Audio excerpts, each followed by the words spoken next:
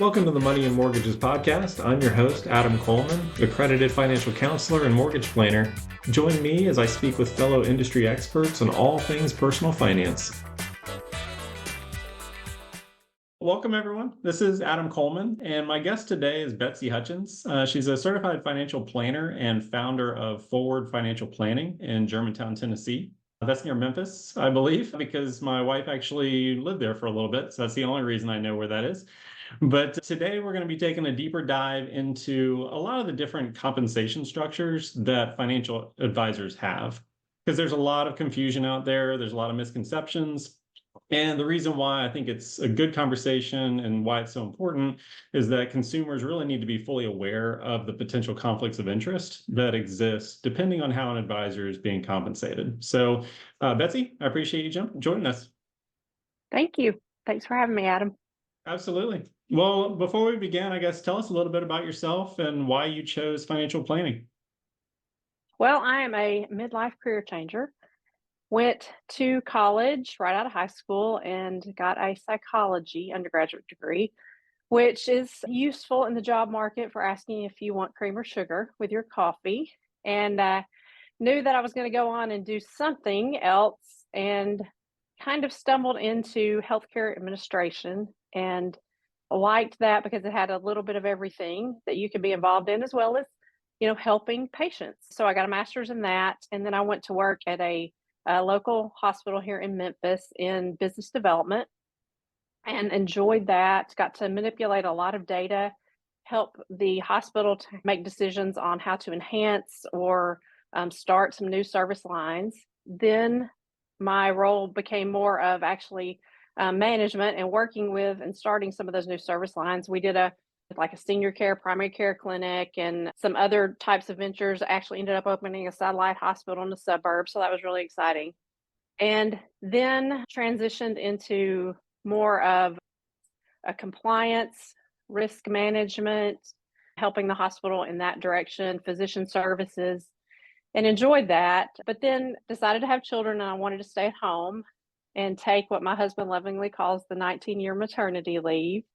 Once I did that, I missed professional life, loved raising my kids, loved that opportunity. It was what was right for our family, but missed professional life and kind of stumbled into personal finance about 8-9 years ago and started looking at that profession and found out that it would be a great fit and that it was something that I could do and gain the education on my own, and then I kind of worked through the process and gained some experience. And so here I am now. And I found out that everything kind of came full circle because the work that I did with the developing the new product lines at the hospital, I had to obviously look at budgets and balance sheets and spreadsheets all the time, and management issues and compliance with the local and state and the federal level. So all that kind of ties into running a financial planning practice as well. And of course, the behavioral part that I learned in psychology kind of brought it all full circle again to help clients, with behavioral finance issues as well. So Absolutely. That's sometimes more important than the financial side for a lot of people. So it definitely can be. It really is. It's not measurable, but it can be. Yeah. well, good. Well, jumping right in, I know there's kind of a host of different buzzwords out there when it comes to financial advisors that they use. We've got fee only, fee based, AUM, which is assets under management. You get commission based, hourly, flat fee, list goes on and on, it seems like. So it gets kind of convoluted and confusing for the everyday consumer, I would say. So I guess the two big ones that I see are really fee only and fee based, which sound basically the same, but they're night and day different. So can you maybe help explain the differences between specifically those two and also why you choose to be a fee only advisor? That is a great question. And I think for those that are listening, this is probably the most important thing that you hear in this podcast is to try to understand the difference in fee-based and fee-only. It is confusing. It's not a great vocabulary, but it's what we have to work with. Fee-based planners sell you products. It's as simple as that. Fee-only planners do not. A fee-only planner only gets paid by the client, and a fee-based planner can get paid through the products that they sell you. They can also get commissions and kickbacks from some of these things. So that's really your difference. If you're fee-based, you're selling products. If you're fee only, you are not selling any kind of products. A client really needs to think about and ask themselves, what do I need?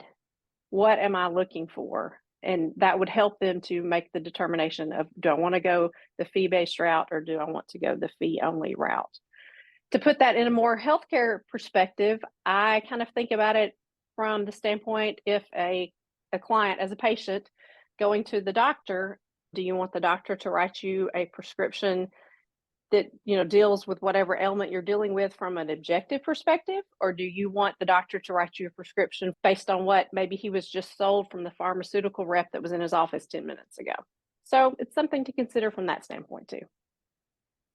I've had that same I situation personally where I just had that pop up where the doctor had like a free trial or something, which was massively more expensive than what I was used to actually getting for my prescription. And I was like, no, that's not helping me. I need to actually stay with what is actually useful and is going to be more effective, that I've already dealt with, and cost effective as well. So it's a good right, analogy. right. You asked me about why I chose it. I chose family because I felt like it lessens the conflict of interest. When my husband and I were looking for a planner about 15 years ago in the Memphis area, there were two fee only planners. And I saw this huge opening. I mean, I was just thinking, hey, this is definitely an area where we need more planners in this that charge this way. And there's many more now, and thankfully I think those are coming on board all across the United States. But I felt like for me it lessens the conflict of interest. Fee-based is not wrong, it's not illegal or anything from that standpoint, but I just feel like clients need to be aware of the differences. So Yeah, no, absolutely. And I agree. I mean, I think, like you said, I think a lot of people assume that most advisors are fee only. And I think they have that concept of like, all right, I'm just going to pay them either a percentage of whatever my assets are or a flat fee. And that's still not predominant. I would say the fee based is still mhm, significantly more of the majority of any definitely. financial advisor versus fee only. I don't know what the percentage is. Do you happen to know like roughly I what the do breakdown is? not.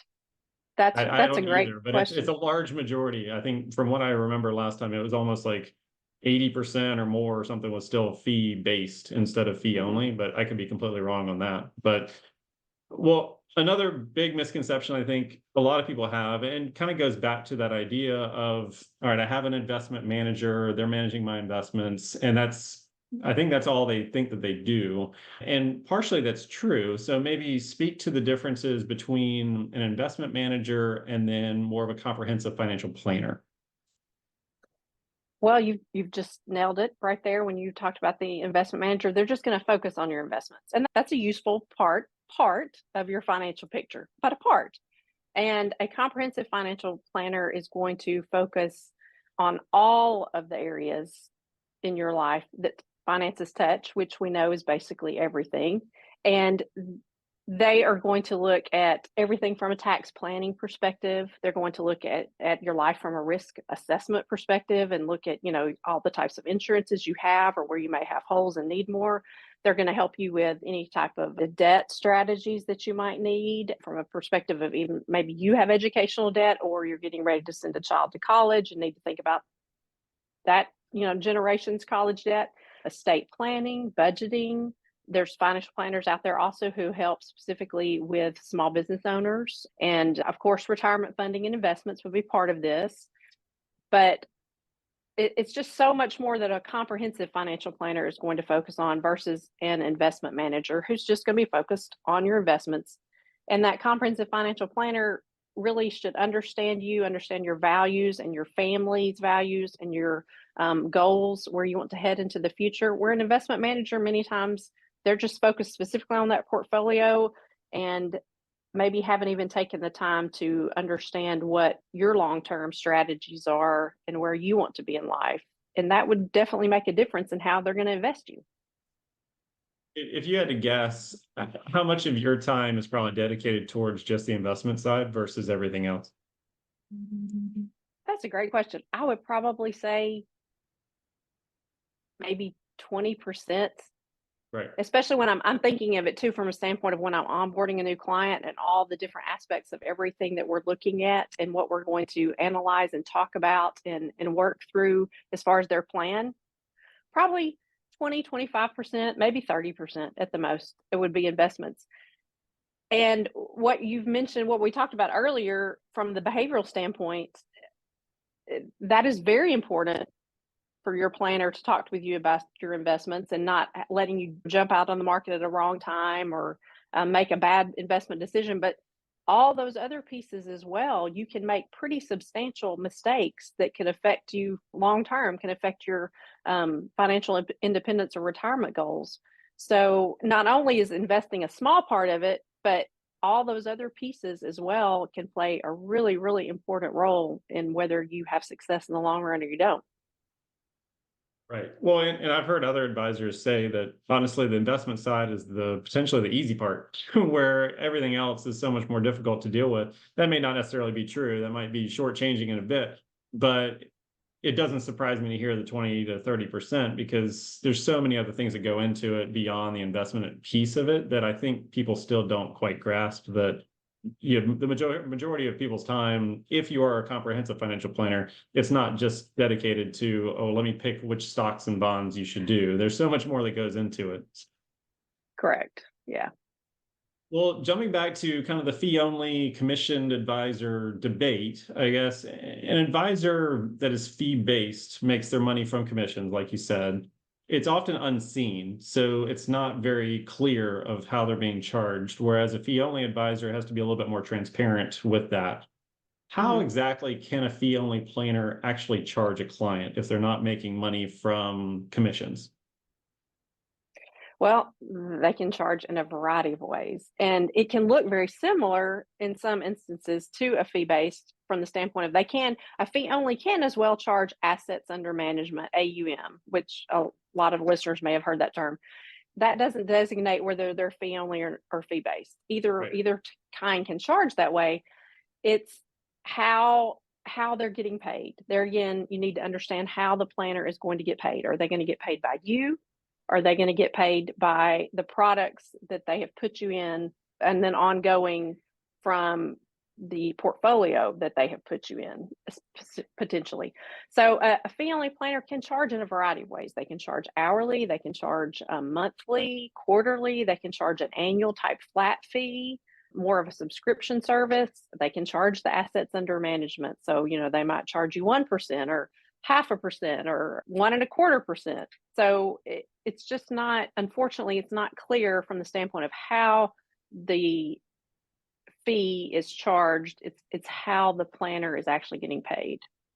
There are some great online resources that you can look for. There's specific websites that are just have directories of fee only planners on them. And here's a few, just to name a few. There's one called actually Fee Only Network. There is one called NAPFA, which that acronym stands for National Association of Personal Financial Advisors. All of the thousands of advisors listed on there are fee only. The XYPN Network, the Alliance of Comprehensive Planners, and the Garrett Planning Network. Those are all online directories that have fee only advisors listed with much more detail about them and then links to their website. And usually those are really clear too, is how they're going to charge you once you understand their website and see what's on there. They usually outline how they can do that. I think there's even other directories, smaller directories about fee only planners, but those are just 5 to name a few that are a great place to start if you're trying to search for one. So it's not quite so overwhelming. Well, yeah, and I think what you mentioned about the websites too, like if you go into each individual planner's website, I would say the good ones usually have a pretty clear, transparent fee breakdown that explains Mhm. it all. It's not hidden. It's not, oh, you have to talk to us first and then we'll talk about fees and things like that. It's very well laid out in most cases from what I've seen. Is that what you've kind of noticed as well? Yes, I think fee only planners want to make that clear. I mean, that's part of our goal is we like you're saying that it's a great word, transparent. You want to be that way. And what has been kind of humorous in some standpoints, talking to prospects, and they say, "Oh, well, the guy I'm with now, I mean, he doesn't even charge me. Why would I want to come to you and pay, 4,000, 6,000, 10,000, whatever, the planner is charging, why would I want to come to you? And I'm like, oh, you don't understand. No, you're being charged. You're probably being charged. Not always is this the case. I want to be very clear, but a lot of times that fee-based planner is charging you a lot more, substantially more than you are going to be paying out of pocket to a fee-only planner. It's just you don't see it. It's Right. hidden from you. So you think, oh, it's free. It's not free, I can assure you. Can you maybe speak to some of the fees that they are basically charging and how they're being hidden, I guess? Yes, so it is really hard to tell, and I've there again, a lot of fee-only planners will do this, and I offer this as well. If a prospect comes to me and they say, I need X, Y, and Z, maybe I'm looking to understand a little bit better about my rental business or about my stock options, and my investment advisor says they can't answer that. Can you help me? But I don't want to hire you long term to manage my investments. And so what I usually tell them is I'm happy to help you and I'm happy to even look at your investments for you up front to help you kind of decipher maybe where those charges are coming from. But it's hard. It's hard to tell. Even I, as a planner, can't always tell from looking at statements. Monthly statements of a portfolio can give you part of a picture. Sometimes they'll be labeled as fees on there, charges, expenses. Sometimes they're not even labeled that way. There's lots of hidden commissions that are going to be on life insurance policies and annuities. Usually those run around 6 to 9%. And there again, that's not something you're going to be able to find very easily by looking at any kind of statement, but that's there.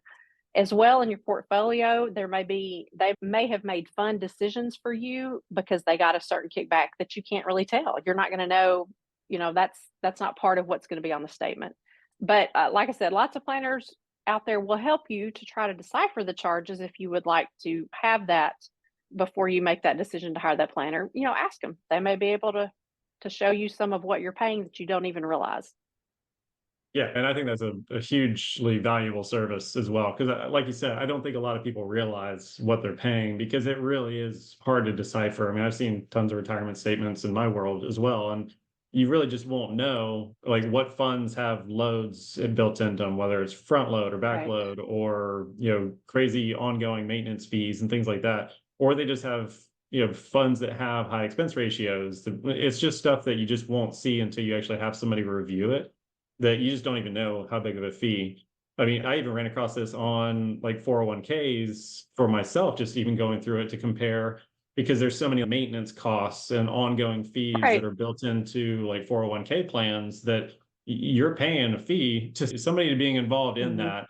There's somebody getting Yeah. paid for that. And you think, oh, it's set up through my company, so it's going to be set up pretty well. It should be a pretty low cost option, and it's not always the case. And sometimes the True. investment options aren't that great either. They're kind of expensive too. So having somebody Hmm. review that and kind of get a second set of eyes on everything can be a huge value add as well, for sure. So, Hmm. well, beyond the fee structure, obviously there's a bunch of different differences between advisors. So, what are some of the other methods clients can do to try to compare different advisors that go beyond just fees?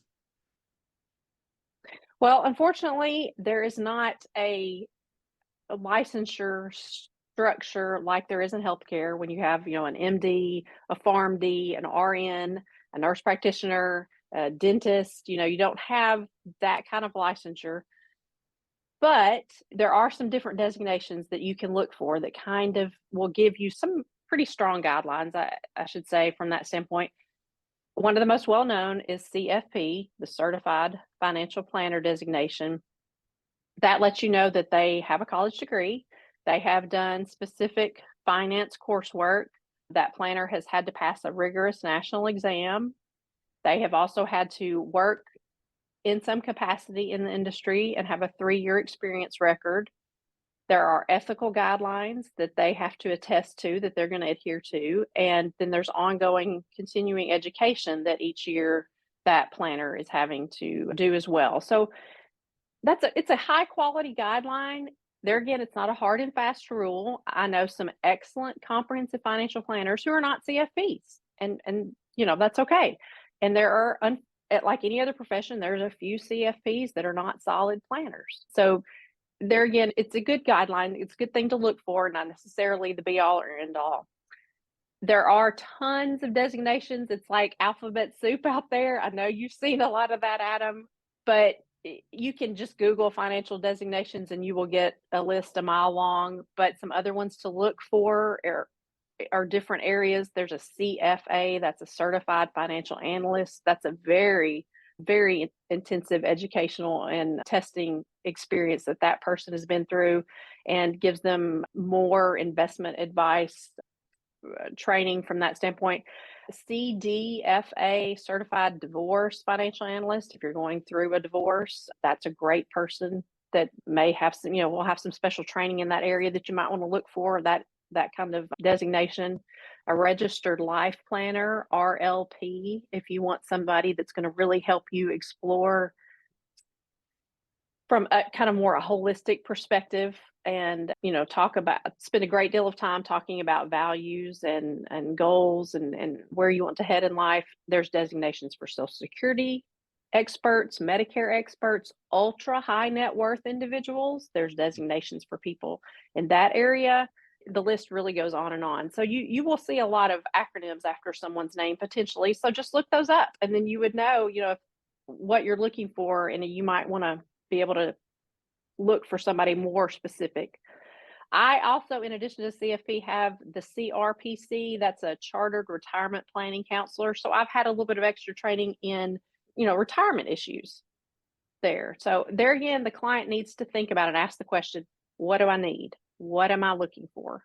As well as designations, there's so much now from a virtual experience, but maybe as a client, you want an in-person experience. So you kind of need to weigh that and see, when you're looking for planners, do you want the virtual? Do you want the in-person?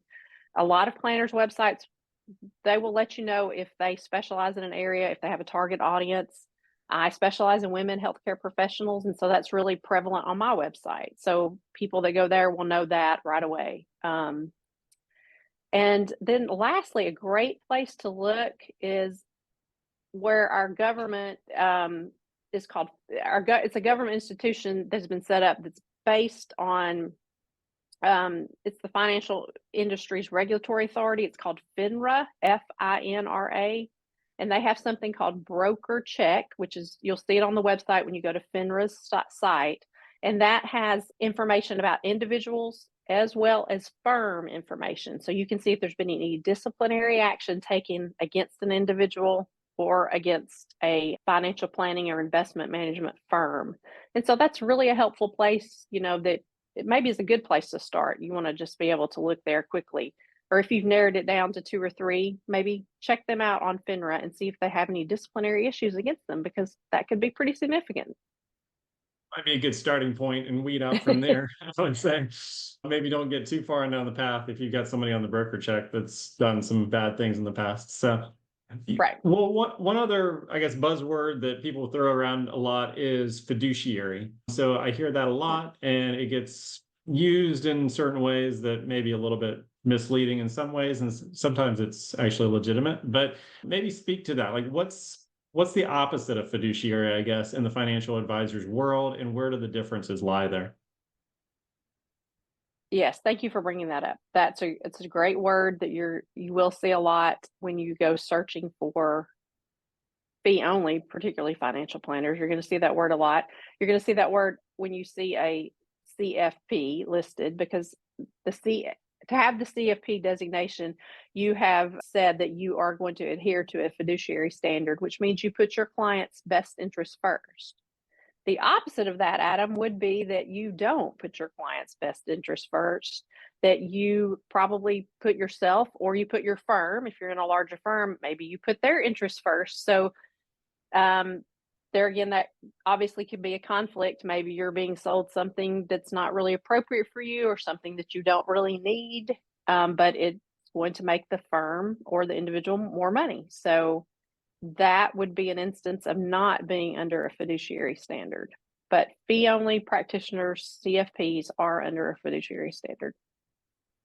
That's another thing you'll see designating, like, difference between the fee only and the fee based world is fee based doesn't necessarily have to abide by that. And to my knowledge, even a CFP in the fee-based world, there's a little bit of a gray area there where they just have to meet kind of a suitability standard in certain products, but then fiduciary product and for certain other products. Is that your understanding as well? That can happen. That is a very good point. It is a gray area depending on the structure of the firm that they're working for. That's a good point. They It's can convoluted to say the least. It is. It can be. Yes. So I guess I should take that back that they all have to be a fiduciary. That's a good point. There can be times when they just are going for that suitability standard. What's suitable for the client, not necessarily what's in the client's best interest. I mean, hopefully, giving them the benefit of the doubt, hopefully they are actually still meeting the fiduciary standard, but it unfortunately loses Right. a little bit of the value when they don't have to. But one other Yeah. consideration I guess people have, there's obviously different size firms that people can work with. You are an independent fee-only firm. There's obviously huge financial institutions that people can work for. So I guess where does that differentiation lie? Like, where are the pros and the cons to a larger institution versus a smaller independent firm? Great question again. There are all shapes and sizes. I am a solo practitioner, but there's as well, mid-sized type firms and there's larger institutions. And all of those can range to be fee only. I don't want to give the impression that only a solo or only a small company is fee only. There are Right. many larger institutions that can be fee only still and have, multiple planners. It really just depends there again on the client. What do you need? What are you looking for? What type of atmosphere do you want? What type of high touch? Or, I see myself as a high touch planner. There are some larger firms out there that maybe are not going to be as high touch, but maybe have other services that they can offer as well. There are companies that have CPAs on staff as well to help you with tax preparation. There are companies that even have attorneys on staff to help you with estate planning. You want to think about it again from the standpoint of what do I need and what kind of atmosphere do I want? Do I want one person that I'm always talking to and dealing with, one or two or three people? Do I want to be handed off maybe to whoever the expert is in that area? So maybe I'm dealing with different people throughout the company who are handling the different areas of financial planning that I need. It just depends on what you're looking for. Perfect. Well, when do you think a fee-only planner would be a better option for people? Obviously, a little bit biased just because you are a fee-only planner, but speaking Yeah. to as unbiased as you can get, when should people kind of more consider the fee-only route when they're trying to think about what type of advisor they would want to use? I think when you clearly want to understand what you're paying for and what your fee is, then you need to use a fee only planner. Honestly, Adam, I think in nearly all circumstances, you're going to have a more objective relationship when you're using a fee only planner. So I think it's, and I am biased, but I think it is the better option for almost everyone. I would agree, and I don't have a stake in the game at this point, so I would agree that that's the case. Can you think of any scenario where it would really make more sense to have like a fee-based planner at this point? Maybe if you want a one stop shop and you're just not concerned, money is not really a major issue. You're not concerned with the fees that you're going to be paying, but you want that one person at that desk right there with you to be able to sell you the insurance policy and sign you up right there and sell you the investments right there and sign you up and you want it all done at once. I guess it's conceivable that, that one stop shop in that situation, you would consider that better than what I'm going to call more of a mom and pop shop going to that fee only planner, no matter the size. But that's when you would prefer that. So, like I said, it's legitimate. It's available.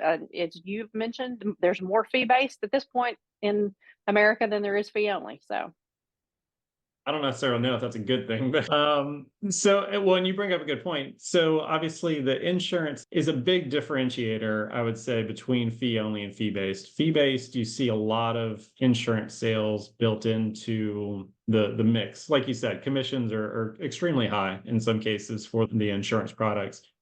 How do you get around that in your side where you don't have the ability to sell insurance, but insurance is obviously a major factor in somebody's financial picture. So what is your methodology to make sure that people are taken care of on the insurance piece? great question. I have an insurance partner There's several, but I work with a national company that offers hundreds of insurance companies. They only work with fee only planners. So they also try to lessen that conflict of interest, and they will search and they will review policies for me, as well as search for the right policy for a client based on all the information and input that we have given them and what the client needs. As well as, obviously, I know local insurance people in my world as well. And if I feel like they would be a good fit, then I might refer a client, give them a few options as far as insurance locally, if that's the route that they would rather go.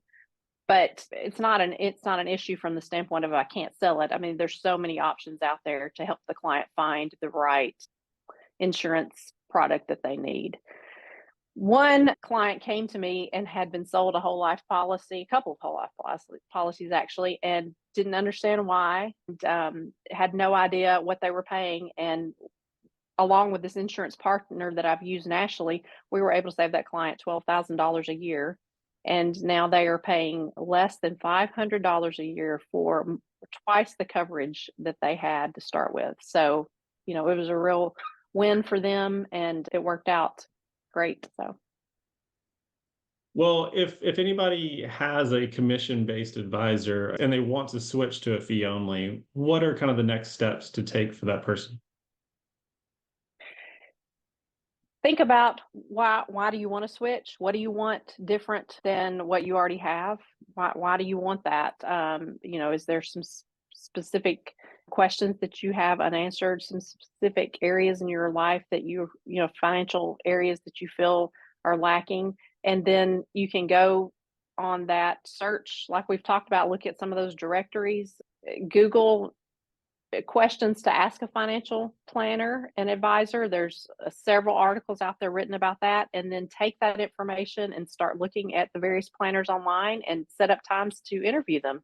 Almost every planner that I know of, that I have seen websites and I know personally, we all offer free consultations. Obviously, that's something that's very helpful, and because you need to be a good fit for the planner, and the planner needs to be a good fit for you, and it's kind of a mutual relationship there, because we want this to last a long time and be helpful and be useful to each other and have success on both ends. So, shop around. Sometimes people, I think, take car buying more seriously than finding a financial planner, and you're spending all this time and effort researching the right car and finding just the right deal, and that's a product that's, disposable over many years in many cases, but still, you spent all this time and energy, and you just, yeah, I'll just ask my neighbor down the street who they use, and I'll just go to that planner because they said they don't charge them anything.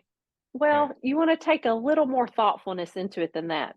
So, spend some time, do some research, be aware there may be some fees to switching, depending on who the investment manager that you are with and the company that they are. There may be some fees. They're usually not huge, but you just want to be aware of that. Well, just to finish up, I guess if somebody wanted to get more information on you, what's the best place to track you down? To go to my website, it's Forward Financial Planning and fwdfp.com. And right there, you can schedule a time to do that complimentary meeting, as I was talking about. And I'd be happy to meet with you. Perfect. Well, I highly recommend it. Betsy, this has been a pleasure. I appreciate you sharing so many good insights. Thank you, Adam. I appreciate you. Great, thanks.